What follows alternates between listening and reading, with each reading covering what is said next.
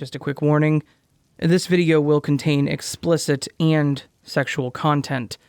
The video will tell some gruesome details about murder victims and crimes committed by a very disturbed individual. This is not a topic that can be treated lightly, and as such, viewer discretion is advised. Hi everyone, it's Lady Curious, aka Curious Raven, back again with another true crime. It's not completely solved, but it's ongoing right now.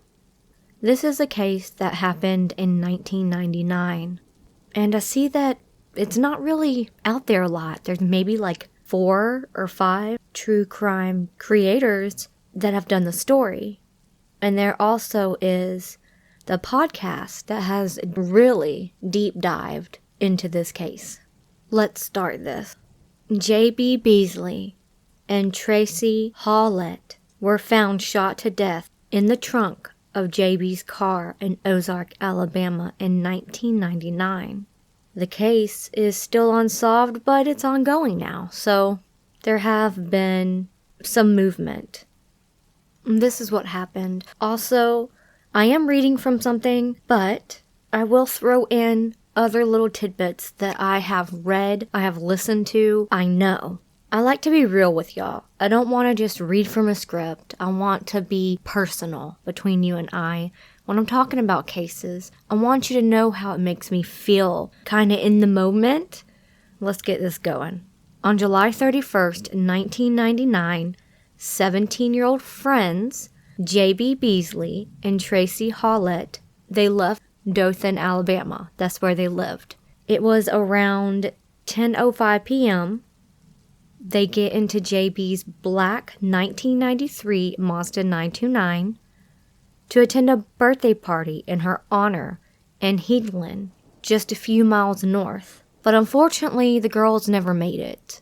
Both of the girls had kind of a curfew around 11, and since it was only a few miles, down the road, that they wanted to just drop by, especially since JB heard that they were throwing it for her birthday, and she just wanted to stop in and say hello real quick and then leave and tell everybody thank you. And these girls were smart, pretty, popular, funny. They're only in high school. They only had one more year left. They're about to start their senior year in high school. They were very, very young, and it's very, very sad. It really is. Around 10:30, JB and Tracie stopped at a BP gas station in Headland near the intersection of routes 173 and 431, where they used a payphone to call friends. Supposedly they got lost. They wanted to make sure they were going in the right direction, so they called their friends at the party to ask. After the call, the girls ended up in Ozark, Alabama, about 24 miles northwest of Headland. So they got lost. They went way out of their way. They still did not understand directions to the party. At 11:30 p.m., the girls stopped at Big Little Store on Broad Street in Ozark. The store closed a half hour earlier, so at 11 p.m. Tracie called her mother from a payphone there and told her they got lost and ended up in Ozark and that they are on their way back home. A woman they saw there named Marilyn Merritt and her daughter stopped at the gas station to buy a soda at the same time the girls were there. Marilyn then witnessed Tracie using the phone to call her mother. Marilyn said the girls were nice and polite and that JB was outgoing.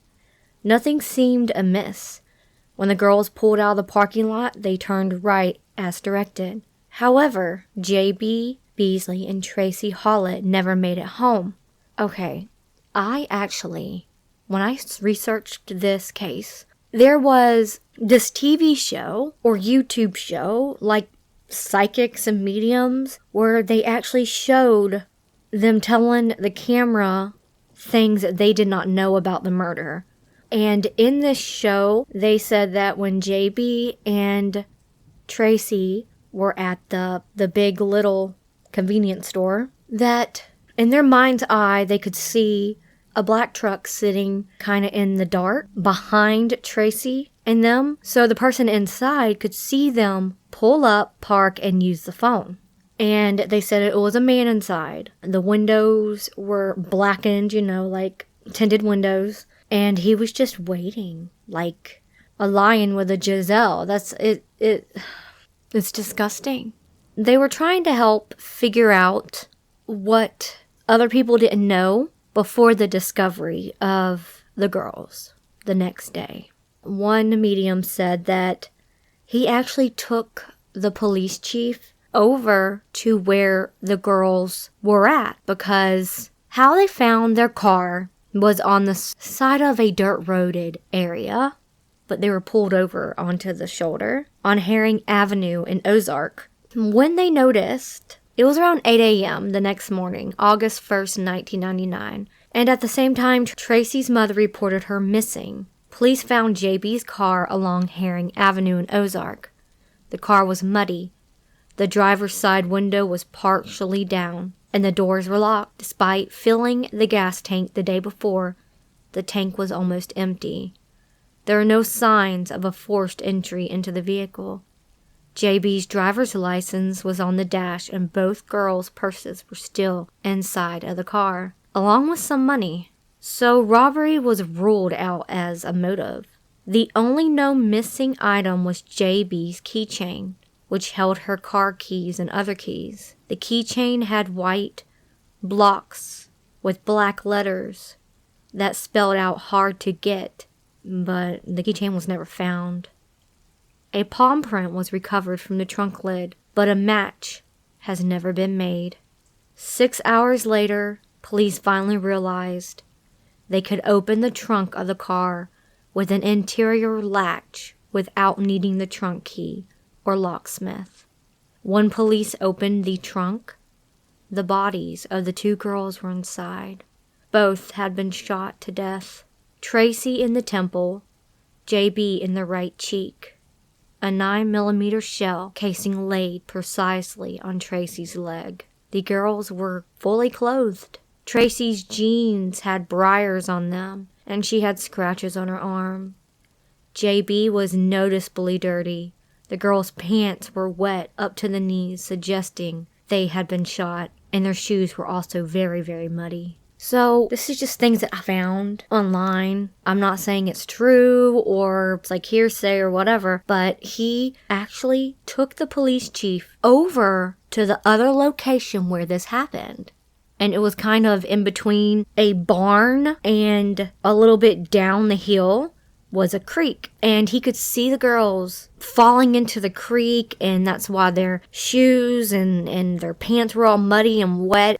He had a gun, duh, that's a given, and he had the girls get on their knees, and they did rape kits, and the girls were not raped, but they did find semen all over JB's bra and panties. He made them literally pull up their shirts, so he can see their bra and stuff. He got off on, masturbation by looking at them. And I guess he had them pull their pants down a little bit. Lewd, lascivious act, showing his penis to a underage girl. And that's just disgusting. I feel so bad that they had to, sit there and go through that. Because if I were them, I would think, oh God, what is he going to do next? He's going to rape us. I'm very happy that they weren't. I know their family, their mom, dad, are just heartbroken that this happened to them.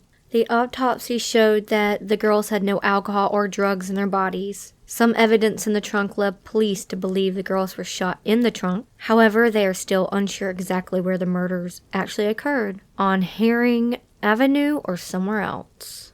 And the place that the psychic brought the police chief, y'all, not even 100 yards away from where the car was. It was kind of like the car was on the shoulder of the road, and then there was some dense forest. And then there was the barn and all that he said that it happened at. I have not saw or seen or heard that they actually found additional evidence in that location, but I don't think so.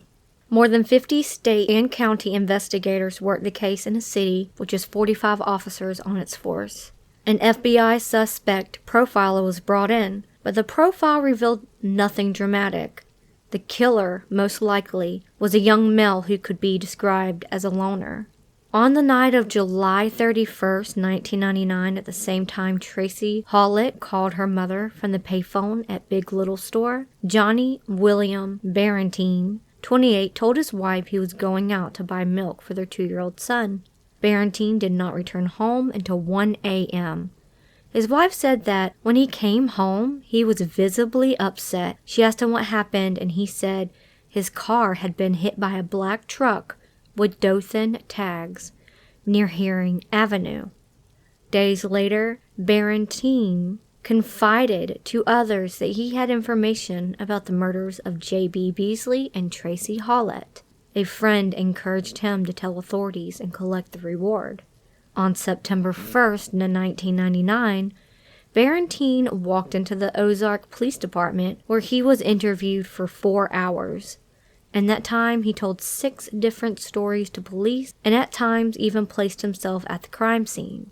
Initially, Barentine said that on July 31st, 1999, he saw a black truck speeding away from the area where the girls were found. Then he claimed he picked up a tattooed man he did not know, and they drove by the Big Little Store. The man then got into a car with 2 girls and told Barentine to follow. Barentine identified the girls as the dead girls.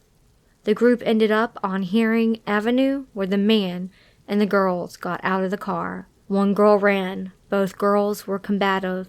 Barentine heard 2 gunshots before the man returned to the car and both men went home. In another story, Barentine told officers this man was his neighbor. Barentine actually lived less than a mile from Herring Avenue. In all versions, Barentine never mentioned anything about sexual assault. After his confession, police arrested Barentine and charged him with 2 counts of capital murder. He then retracted his confession, claiming he was innocent and that he made the whole thing up to get the reward money. It sounds like it, doesn't it? Because nothing he said really lined up with any of the evidence. When Barentine's DNA was tested, it did not match the semen found on JB's body and clothing. Therefore, the judge approved Barentine's bond request. He was released from jail Friday, December 17th, 1999. A grand jury declined to indict him in January 2000. There were some other suspects. There were 3. One was a man from Michigan who was in the area at the time of the murders and could account for a period of 3 to 4 hours that night. He later made suspicious statements to people about the night.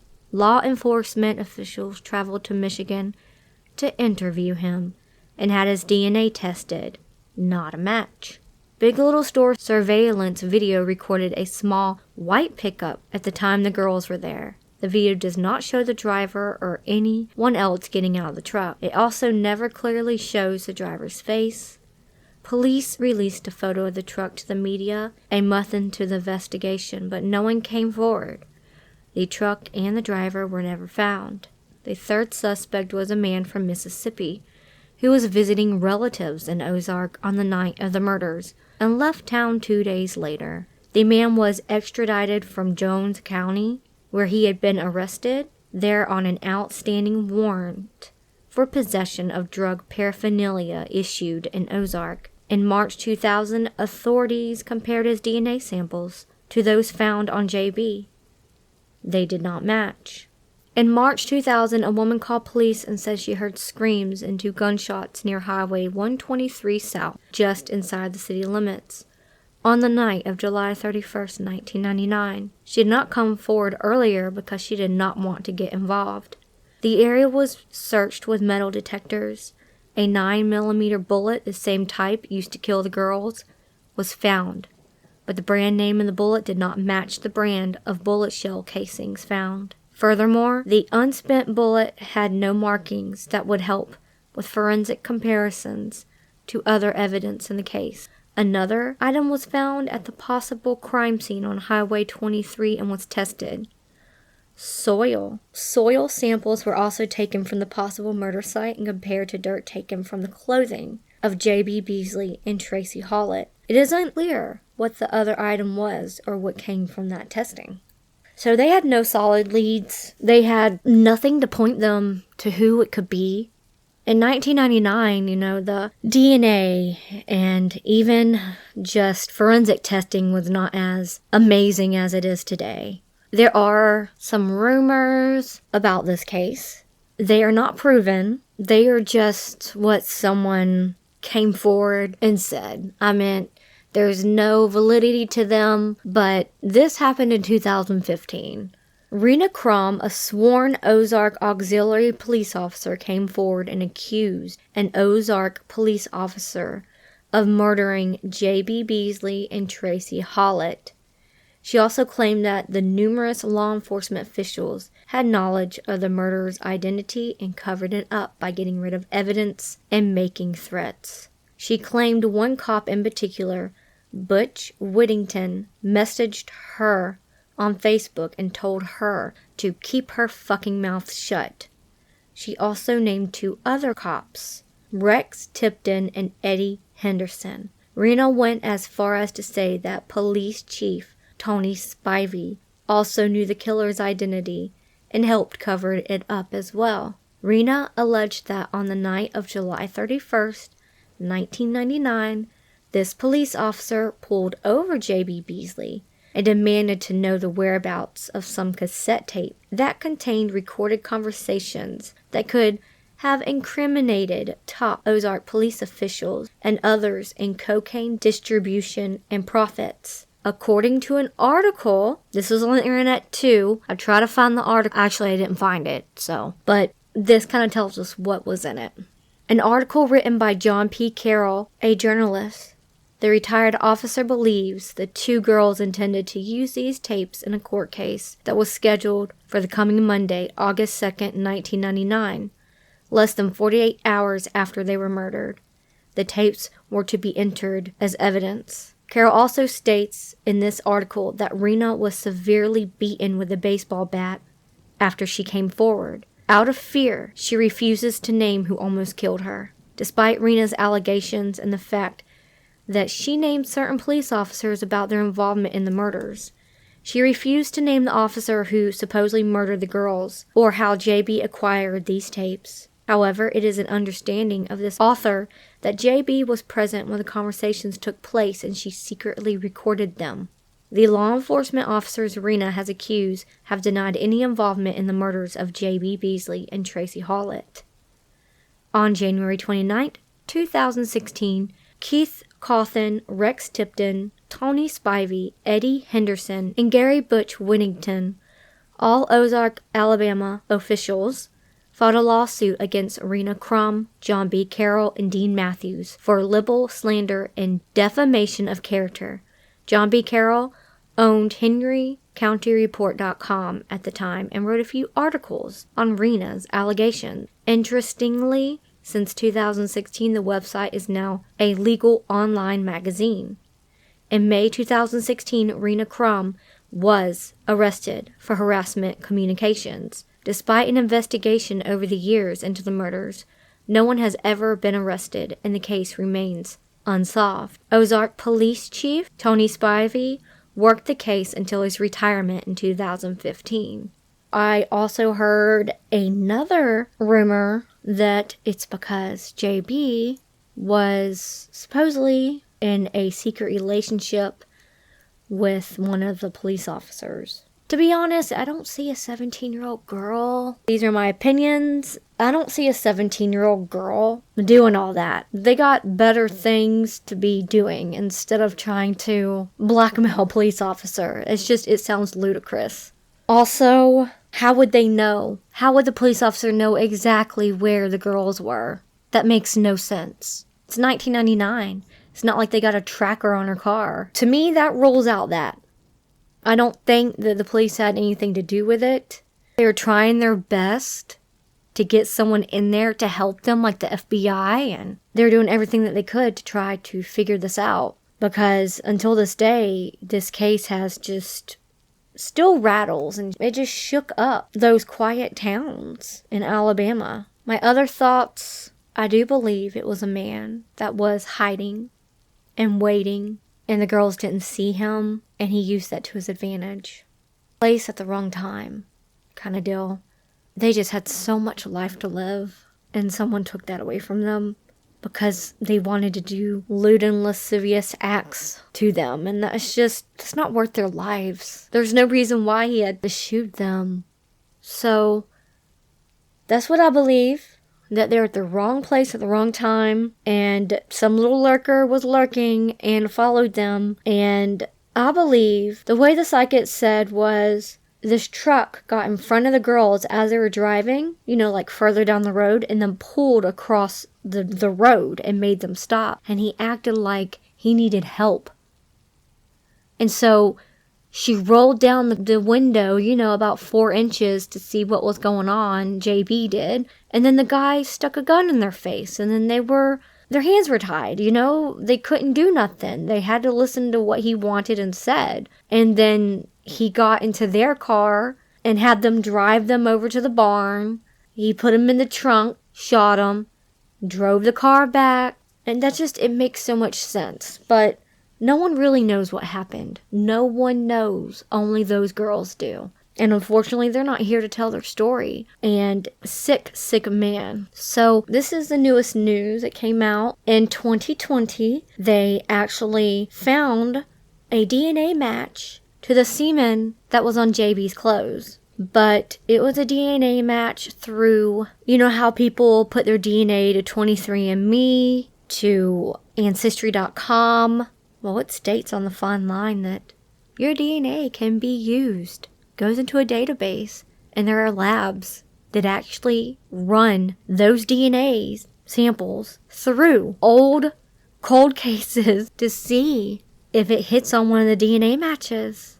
So keep that in mind. But this person, I guess, put his DNA in there, maybe, by family or related, closely to somebody that was, and then they realized that it was actually him. It was a turn in the case, I can tell you that. And he got arrested on Saturday, March 16th, 2019.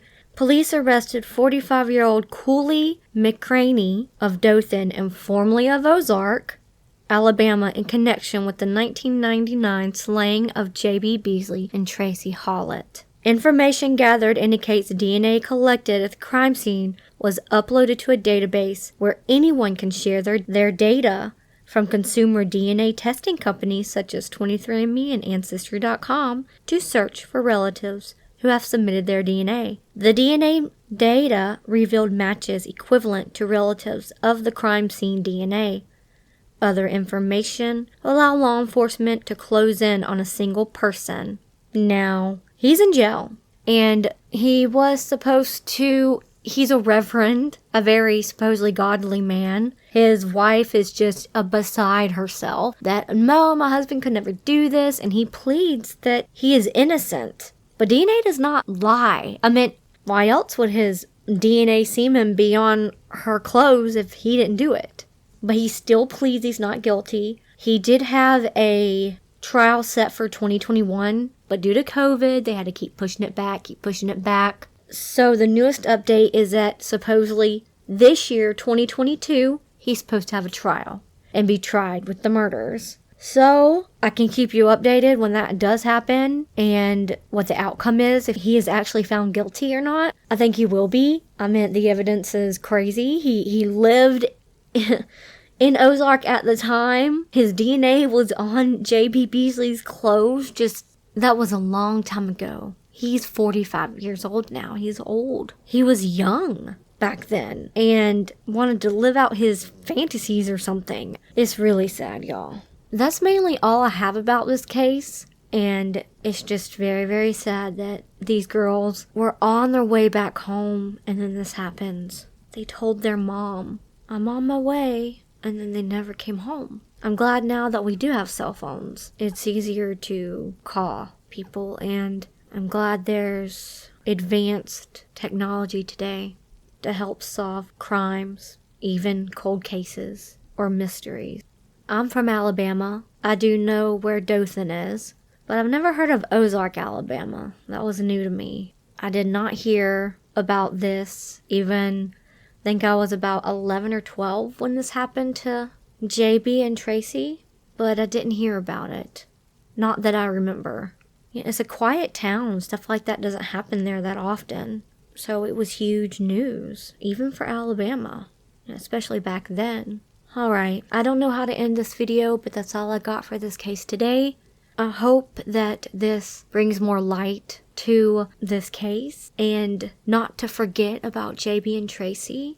I do give my condolences to their family. I know that they are probably still hurting. Please do not put any hate down in the comments, because one of their family members might be watching this and reading the comments. Just be nice. I love you all. Please learn from these cases and stay safe. Please tune into my other channel, Curious Raven and Lady Curious. Give some likes and subscribe. If you have any other cases you would like me to read or dig deeper on and read it that you would like to see on this channel, please email me. Everything's down below. Until next time.